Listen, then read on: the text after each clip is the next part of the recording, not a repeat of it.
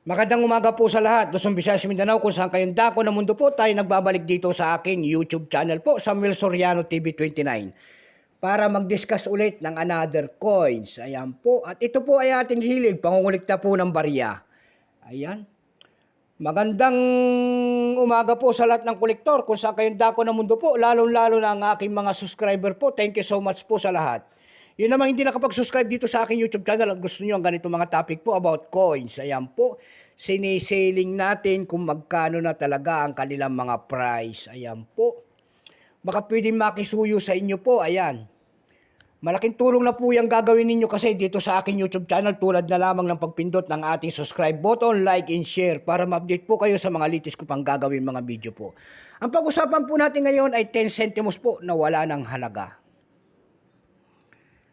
Ayan, 10 centimos po na wala ng halaga ang ating pag-uusapan.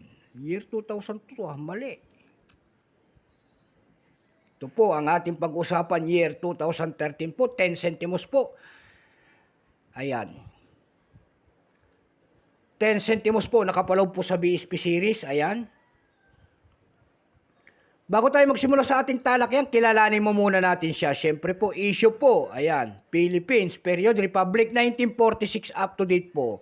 Type, standard circulation coin, shares, 1995 hanggang 2017. Value nito, 10 centimos po. Currency, piso. 1967 up to date po. Composition po nito ay copper plated steel. May bigat po itong 2.5 grams. May haba po namang 17 mm. May bigat po naman ito. May haba po na, may kapal pa naman itong may kapal po itong 1.67 mm.